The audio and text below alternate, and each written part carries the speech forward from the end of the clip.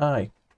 In this video, we're going to be looking at how we can use the Python programming language to visualize the discrete Fourier transform. And in doing so, we're going to break down an image using the discrete Fourier transform, which will give us another image containing the spectral coefficients. We will then use these spectral coefficients and a series of basis functions to reconstruct the original image. We will also see what happens when we start removing parts of both the image and parts of both the discrete Fourier transform and see what happens to the result. We'll see how breaking down an image into small blocks can allow for a different type of reconstruction of the original image.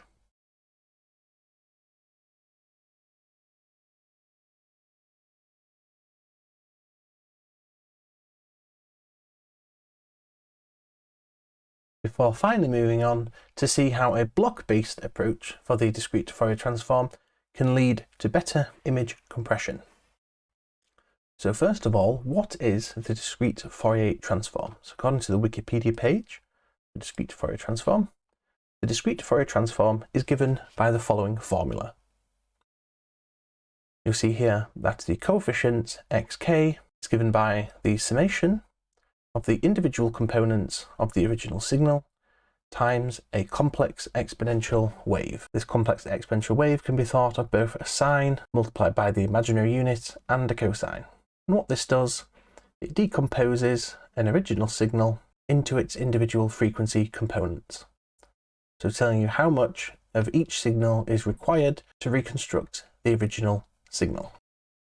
In terms of complexity, because each component of the original signal is multiplied by a vector of the same length, we have in total n squared operations required to compute the discrete Fourier transform. If we scroll down to the two-dimensional case, we can see this complicated equation here, which reduces down to a vector expression, in which the two-dimensional version of the DFT relies upon these expressions here, k.n, in which k can now move in two directions. The computational complexity of the two-dimensional DFT is still n squared, but this time n is now the product of the two individual lengths of the signal in the two different directions. What might be better to visualize this is if we look at a related transform called the discrete cosine transformation. So this is the transformation that is used in JPEG image compression. We see it is of the form this. And if scrolling back to the original DFT, we can see that the functions are very similar. Whereas instead of using this complex exponential, which leads to complex amplitudes, the discrete cosine transformation only uses the cosine, leading to only real coefficients. And it even says this transform is exactly equivalent up to an overall scale factor of 2 to a DFT of 4n real inputs of even symmetry. So the two transforms are highly related. So anything we do with the DFT during this video, we can see how it applies to the discrete cosine transformation. What's nice about the discrete cosine transformation Wikipedia page is it has some nicer formulas for the two-dimensional case, where we can see here that the two-dimensional case is simply doing the discrete cosine transformation over one axis and then doing it over another axis, which leads to a total of n to the 4 inputs, assuming that we had an n by n image. And if we scroll down, we can see there is a description at the bottom of roughly what is happening. So on the left is an image that we are building using different amounts of these basis functions in the middle. By adding those on in certain ratios, we can see that the original image can be built up from these basis functions. So in here, it looks like this is an 8 by 8 pixel image.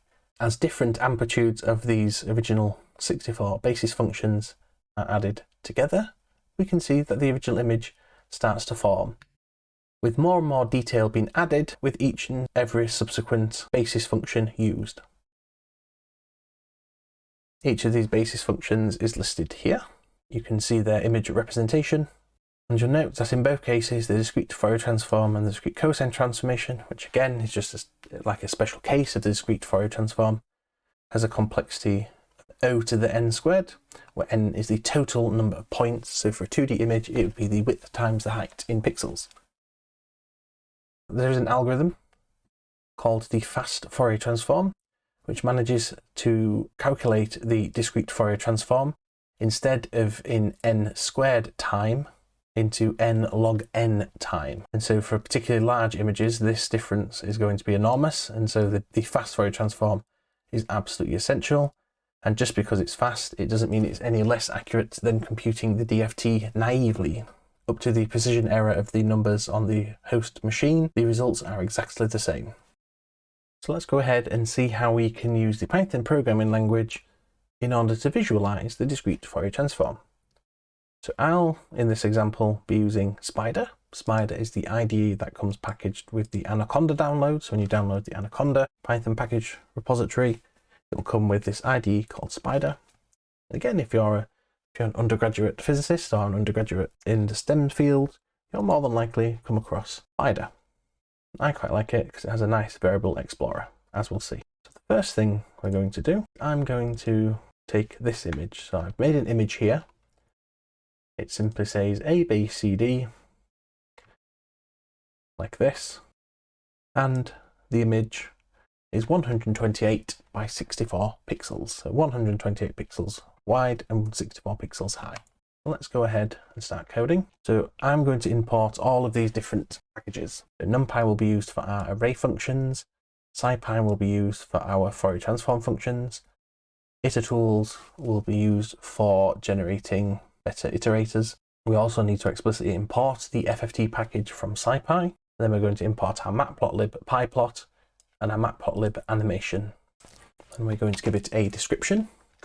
So we're going to say use the discrete Fourier transform to turn an image into individual complex components. Show how adding individual basis functions together with these amplitudes from the DFT can regenerate the original image.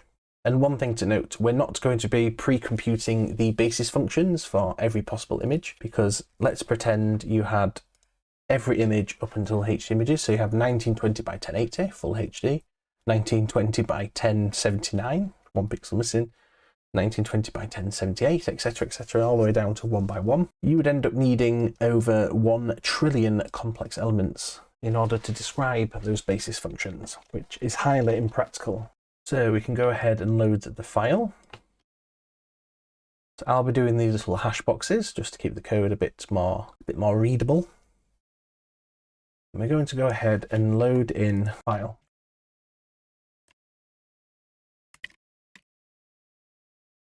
Go ahead and run that. So we're using the matplotlib imread.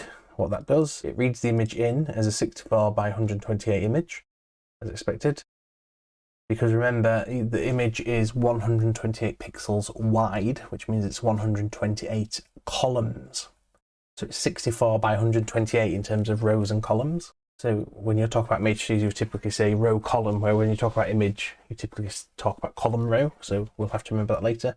But it reads this in as a 3D matrix in which the last component, so the Z index, tells us the RGB values. So if you look at these, it tells us RGB and also alpha.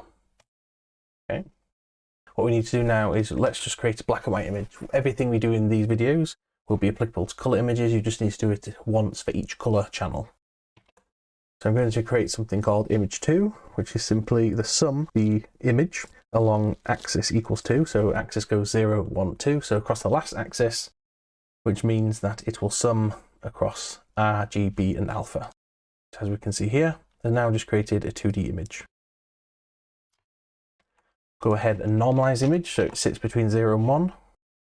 As we can see, it does indeed do so. All 0 with some 1s. And the eagle-eyed viewers among you may recognize that you can actually make out the A. Although it's stretched, it's there. And this is why I like using Spider, because the variable float explorer allows you to do things like this: A, B, C, and D. So we know our image is loaded in and it's been normalized to between 0 and 1. Let's go ahead and plot the image and its Fourier transform. So the first thing we'll do is we'll get the aspect ratio of the image, which is given by this formula. We're then going to need a way of saying how big is it in the x direction, how big is it in the y direction, remembering that the x direction is actually the columns and the y direction is the rows. So when we extract the shape, which we get the rows and columns, remember this is y and x. We then go ahead and tell it the total size of the array, so how many elements exist in the image, which is simply the multiplication between the two. Go ahead and create our plot.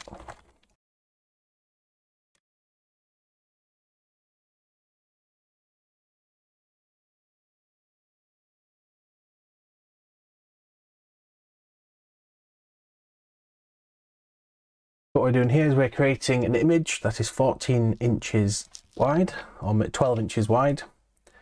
And then we're telling it that because we're doing 2 columns, to half the size in the y direction, and then we're also times it by the image aspect ratio. So if the image is very long, for example, the plot knows that it has to decrease its height.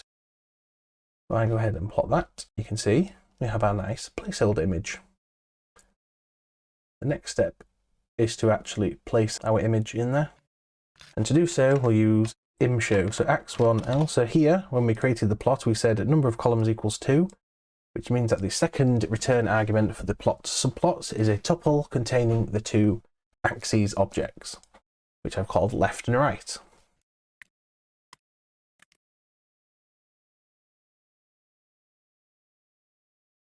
Okay, so if I go ahead and plot that now, you see it's placed our image in here, but we do have one problem, is that the default is to plot half a pixel offset. So you see here our image is not starting at 0, so the actual pixel at 0, 0 is centered around 0, 0. We don't want that. We want the pixel to go from 0, 1 to 0, 1 on the x and y.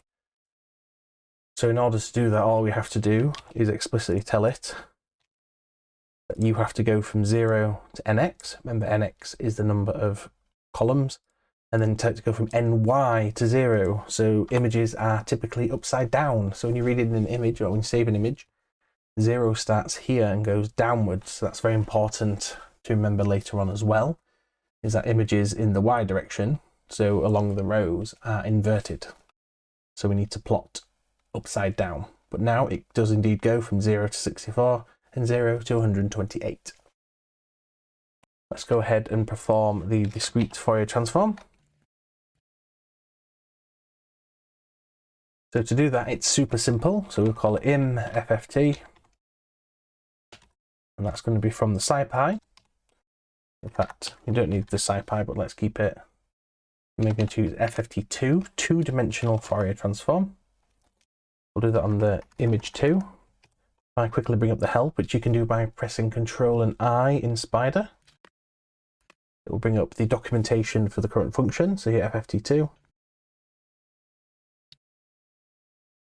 And it doesn't actually say it here, but basically the FFT in SciPy is not normalized. So when you do the transform, it will be n squared times bigger, or it will be n times bigger. So we need to just divide it by n in order to get a function that varies between 0 and 1 in magnitude. Let's go ahead and run that. So in our variable explorer, we can see im FFT is the same size as im2, so as our input image. But now we see it has complex components instead of real. So same size, but with complex components. And it doesn't necessarily mean you need twice as much information to store those values, because it just means that information has been coded with an amplitude and a phase. So say you had 32-bit integers representing your original pixels, obviously that's way more than you need, but then you could achieve the same resolution on your discrete Fourier transform using 16 bits for the real and 16 bits for the phase, for example. You don't necessarily need more information on the discrete Fourier transform just because it's complex. And then we're going to go ahead and plot that. So let's do im, remember we had x1 right, and we want to plot the Fourier transform. So if I just typed im FFT here, it's not going to work because image show does not like data of type complex. So if we look here, again, this is why I like Spider, because you can see all the types, but im FFT is an array of complex numbers, which im show doesn't like. So the minimum we need to do is cast that to real. Go ahead and plot that. See, now it would work. Let's change the color map. And there we go, we can see the real representation of complex numbers, but typically you don't plot just the real when you do a Fourier transform. And one thing to note, actually, just going back, we obviously use the fast Fourier transform, so we get the same results as the DFT, but a lot faster. You see how quick this runs. Even for a large image, this will run lightning fast. So rather than plot the real part of the FFT, or the DFT, we'll plot the absolute. And this is what we get. So what's this showing us? Well, what it's showing is that in the top left corner here is the frequency 0, 0. So this is just the offset of the image. This is the integral of the image, standard integral. Then every pixel that we go out along the x direction tells us how many waves with a particular frequency, in which the frequency increases up to the middle, how many of those waves are required to be added up together to describe the x variation in our image. Likewise, if you go in the diagonal direction, tells us how many waves do we need to add up with the various frequencies as given by small here, large in the middle, going through. How many of those do we need to add up to describe the variation in the image along the diagonal? And likewise for the y direction. What we can see though is that this is filled with quite a lot of dark area, and there's one very light area here, and that's because typically the DC offset of the image is much bigger than any of the individual components.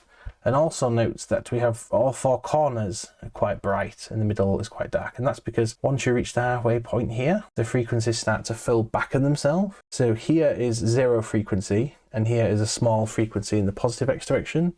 Here is a very small frequency in the negative x direction, increasing up to the middle, so it instantly fills back on itself. So low frequency, higher, higher, higher, highest frequency, and then highest frequency in the opposite direction, and then lowest frequency in the opposite direction.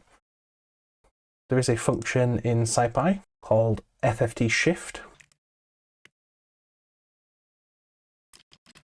So if you plot that, what it does, it shifts it. So in the middle of the image is our lowest frequency component, and then moving outwards to the right is the increasing frequencies in the positive x, increasing frequencies in the negative x, increasing frequencies in the positive y, decreasing frequencies in the positive in the negative y.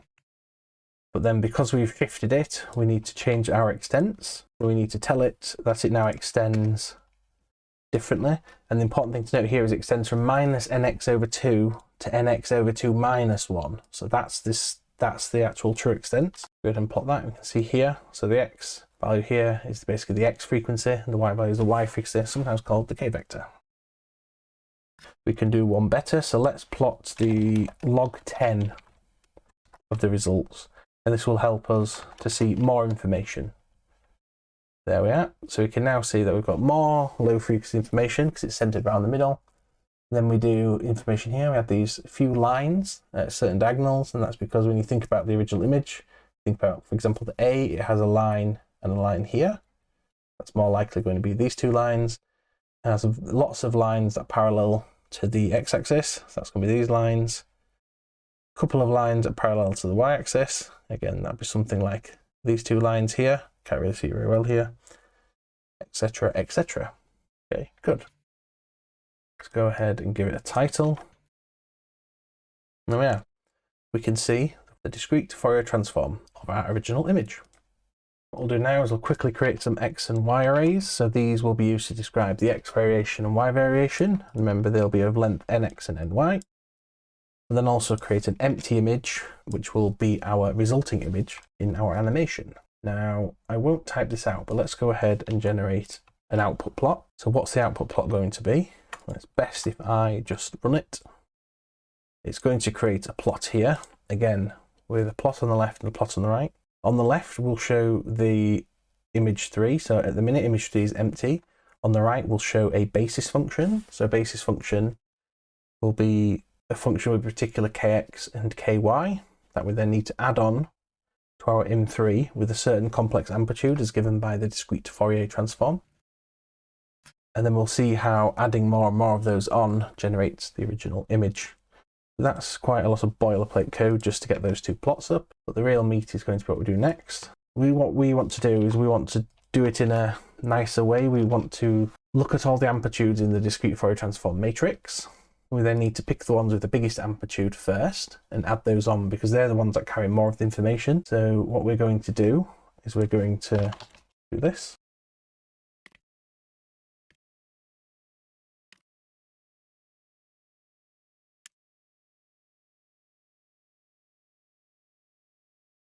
What this is going to do is it's going to do the absolute value of the FFT matrix, so the discrete Fourier transform matrix. It's then going to unravel it into a big long list.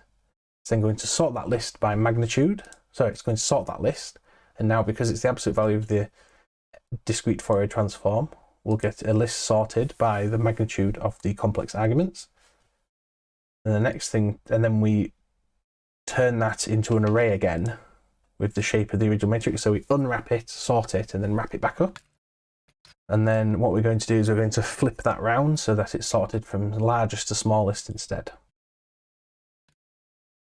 And then we're going to transpose it so that we can send it to our animation function in pairs. So telling it these are the two indices we require. Let's just go ahead and run that and see what we get. So now you see we have a list saying that the index is 0, 0. So row column is the largest value of the FFT. The next largest value is at 1, 0. The next largest value after that is at 63, 0, etc., etc. All the way down to the total length of the image.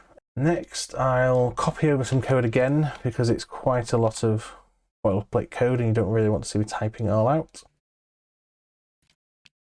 But what we're basically going to do, so we have this function here called update. An update is going to be called every time you want a new image frame for our plot. We're going to send it a tuple, and the tuple will contain n, which is the current frame number, as well as the ij, which will be from this frames, and the ij will be the index of the basis function that we next need to add. We're then going to extract the complex amplitude from our image Fourier transform matrix, or our DFT matrix, based on this ij. So this will come along and say, the first thing it will say is index 0, 0. So index 0, 0, we'll pick out the amplitude from our image FFT matrix, which will be here. So this is the largest component in the matrix. And you can tell because Spider again colors the matrices from red being the smallest to blue being the largest. So we know it's the largest. So it will pick out that amplitude.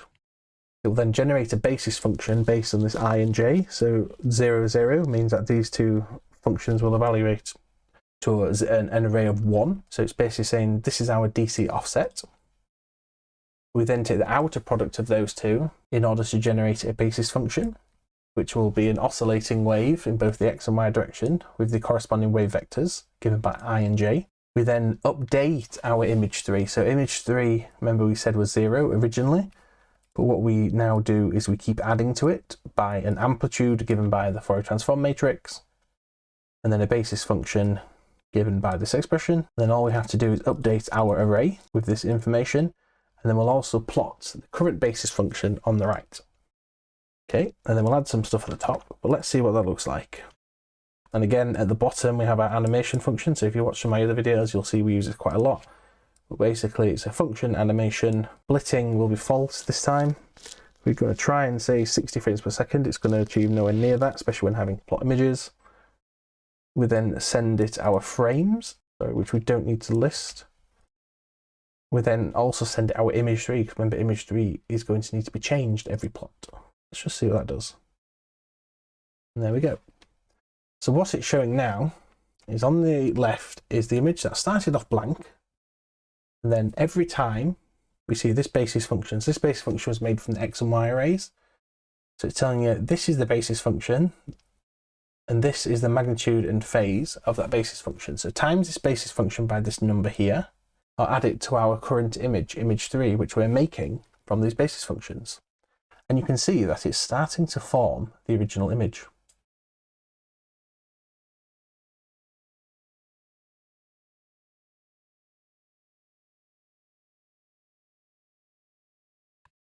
And you can see that the more of these functions that we add to our image, the more like the original image it becomes. But you'll also notice that it's taking quite a long time to refine this image, like these artifacts here. So it's done quite well at reconstructing the original text quite quickly, but these artifacts are staying for a long time, and typically going to need to include a lot of the basis functions to actually get rid of this. So what we can do, I'll just go back here. What we're going to do now is we're going to save each of these images in a folder. So when I run this now, it's going to run a lot slower. So you see the sort of speed we're talking about now, which actually helps us visualize it a bit more. So you can see as it's adding more and more of these functions together, we start to get more clarity around the image. So if I just go ahead and leave that running for, let's say I'll come back in 3 minutes time and see how far it gets. Okay, so it's been 3 minutes and we're only 14.5% of the way through, and it just shows you the sort of complexity required. So generating each one of these basis functions obviously takes nx by ny operations. We have to add them up based on the element in the DFT matrix, which again is nx by ny. So in total, nx times ny squared operations, which is quite a lot. Plus we're saving each image, which takes a long time, using matplotlib.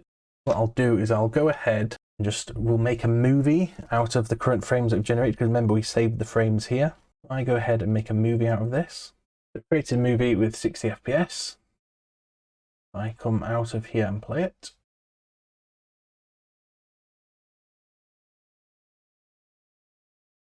We can see much clearer exactly what it's doing.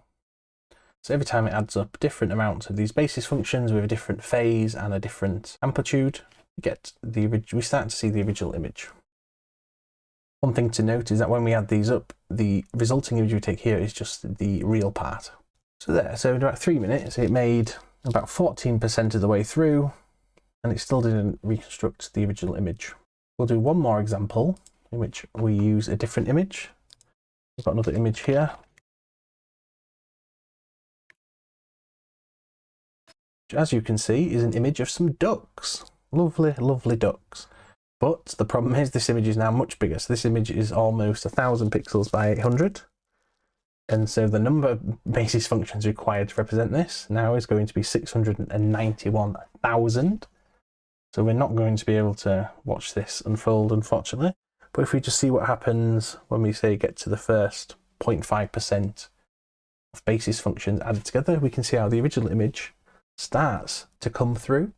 But then progressively more and more of these basis functions are needed to represent the original image.